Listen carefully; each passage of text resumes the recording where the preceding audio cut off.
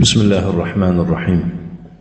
الحمد لله رب العالمين والعاقبة للمتقين، والصلاة والسلام على نبينا محمد وعلى آله وأصحابه أجمعين. أما بعد، فنتابع درسنا من بناء الأفعال.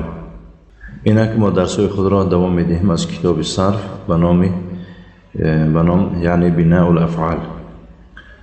مصنف مفرمايد: واثنان لملحق إحرنجمة. الباب الأول: افعن لا يفعن لفعن لا موزونه إقعنسس يقعنسس إقعنساسا، وعلامته أن يكون ماضيه على 6 أحرف بزيادة الهمزة في أوله والنون بين العين واللام، وحرف آخر من جنس لام فعله في آخره، وبناءه لمبالغة اللازم، لأنه يقال قعس الرجل إذا خرج صدره في الجملة، ويقال اقعنسس الرجل إذا خرج صدره ودخل ظهره مبالغة. يعني مفرمايد واثنان لملحق إحرنجم، يعني دو بابی دیگر هست از 35 باب، یعنی از 35 باب و دو بابی دیگر هست که وای ها رو میگویند که یعنی ملحق به باب احرنجمه. ملحق به چی؟ به باب احرنجمه. چخیلی که در درسی گذشته ما 5 باب گذشته بودیم، وای ها نیز چی بودن؟ ملحق بودن، ولی وای ها ملحق به بابی تدحرجه بودن، هم خلاص که با بابی تفعل هم گفتن می شود. این دو باب آخرون باب، یعنی علاوه به بابی احرنجمه. در این باب 2 حرف در برابری رباعی مجرد علاوه کرده شدگی است. در برابری بابی رباعی مجرد 2 حرف علاوه کرده شده است، در نتیجه چی شدگی است؟ ملحق به احرنجمه شدگی است. میفرماد الباب الاول، یعنی باب یکم از این 2 باب، افعن لا یفعن لو افعن لالا.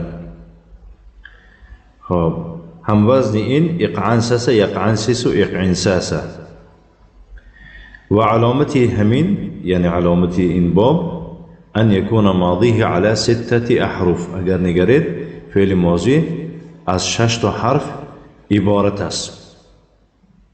برای مثال اقعنسس در اصل این قعسا بود، بعد از آن اقعنسس شد. بزیادت الهمزه فی اوله و النون بین العین واللام، با علاوه شدن همزه در اولش اقعنسس همزه دارد، و نونی بین العین و لام، و میان عین و لام نون زیاد شدگی است. اما خلاصه این همزه برای وصل است و نون باشه برای متابعه. و حرف آخر من جنس لام فعله فی آخره. فهمیدید؟ یعنی یک حرف دیگر علاوه می شود از جنس لام فعل، یعنی همون لامش دو تا می شود. همون لامش 2 تا می شود. معناش اون که وقتی که ما دیدیم که در اصل قعسه بود، 1 تا سین دیگر زیاد می شود، چون که قعسه بر وزن فعله، 1 تا لام دیگر زیاد می شود. معناش که 1 تا سین دیگر زیاد می شود، چون که همون دویم سین در برابری دویم لام می باشد. فهمیده؟ انا همین است، همونی که نشانه ملحق همین است. ما گفتیم که ملحق یا در درون کلمه می آید حرف زیادی، یا که در آخر، ولی در اولی کلمه نمی آید. و بناؤه لمبالغه اللازم، و بنای این برای مبالغه لازم، یعنی فعل لازم فقط مبالغه میکنه از حد زیاد. لانه یقال، چون که میگویند، یعنی در زبان عرب میگویند که قعس الرجل، قعس الرجل میگویند. کدام وقت میگوین که قعس الرجل اذا خرج صدره في الجمله، في الجمله یعنی قلیلا، اندک.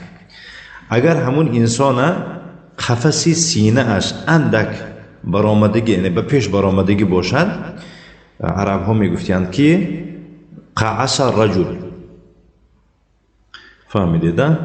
قعس الرجل یعنی انسان، یک مرد قفس سینه او اندک به پیش برآمده است. فی الجمله معناش این که ای قلیلا. و میگویند ایده در اینجا فعل فاعل است، مفعول ندارد، فعل لازم آخر. و یقال اقعنسس الرجل، و یقال اقعنسس الرجل اذا خرج صدره و دخل ظهره مبالغه. و میگویند که اقعنسس الرجل اینم همون معنا، یعنی قفس سینه مرد برآمد، به پیش برآمد. کدام وقت میگویند فقط این رو؟ وقتی که قفس سینه او در برابر برآمدنش و تخت پشت او از حد زیاد در آمدگی باشد، یعنی چنان قفس سینه او به پیش برآمده است که حتی پشت او، تخت پشت او چیکار به درون رفته است. این از حد زیاد میگویند که بعد چی میگویند؟ قعسه نمیگویند، چون که قعسه هم تو قفس سینهش به پیش برآمدگی است لیکن پشتش هموار است. فهمیدید؟ اما اقعنسس الرجل گفتن میفهمیم که قفس سینه او به پیش برآمده است و چه تخت پشت او به درون رفته است. اینا ضد الحدب میگویند، یعنی اگر ممکن در زبان تاجیکی اساسا اینا گرباتی میگویند و روسی در تاجیکی کوز پشتش میگویند. فهمیدید؟ کوز پشت. نه، یعنی پشت او، پس او به مانند کوزه خم. عکس همینه چی میگویند؟ اقعنسسه. چون کوز پشت اصلا سر انسان به پیش میرد و سینه‌اش درون رفتگی و تخت پشت او چی میشود؟ مدور میشود، دوره میشود. اینا حدب میگویند در زبان عربی. اما ضد حدب چی میشد؟ بالعکس، سینه او به پیش برآمده است و تخت پشتش به درون رفتگی باشد. فهمیدید؟ نه. الباب الثاني، باب دوم، این هم تو میگذاریم لیکن طرز کار کردنش نمیگذاریم که در آخرش حرف علت دارد، یعنی قاعده دارد. الباب الثاني افعل لا يفعل لي افعل لا عن موزونه اسلنقا يسلنقي اسلنقاء وعلامته أن يكون ماضيه على 6 أحرف بزيادة الهمزة في أوله والنون بين العين واللام والياء في آخره وبناؤه للازم نحو اسلنقا زيد. نعم. یعنی باب دوم از این دو باب، یعنی از ملحقات احرنجمه، باب دومش افعل لا بوده است. در اینجا یا را قلب الف کردن، بنابراین باید صورت یا است، ولی این الف است. افعل لا به صورت یا نوشته می شود ولی همچون الف خوانده می شود. یفعل لی افعل لا ان. هم وزن این باب اسلنقا یسلنقی اسلنقاء می شود. وعلامته أن يكون ماضيه على 6 أحرف. علامت این باب از آن عبارت است که فعل ماضی او دارای 6 تا حرف می باشد. ما مانندی مثال اسلنقا در اصل سلقا، بعد از آن اسلنقا شد. با آوردن این باب چی شد؟ اسلنقا شد. بزیادت الهمزه فی اوله و النون بین العین و اللام. بخاطر اینکه در این باب یعنی فعل سلقه را آورده شود، علاوه میکنند در اولش همزه را و نون را بین عین و لام. فهمیدید نه؟ گفتش خیلی که گفتیم همزه در این برای وصل است و نون برای چی؟ برای مطاوعه، برای مفعول. یعنی که فعل چیکار میکنند؟ مطاوعه لازم میکنند. ولیای فی آخره، و در آخر یک یا را علاوه میکنند. همین یایی که علاوه میشه و در آخر برای چیز گویند میگید که این برای الحاق هست، یعنی نشانه الحاق، یعنی علاوه باب های علاوگی همین حرف بوده است. و بناؤه للازم، بنای این برای چی بوده است؟ برای لازم بوده است. برای مثال میگویند که نحو استلقى زید، معناش میشه ای نام علی ظهره.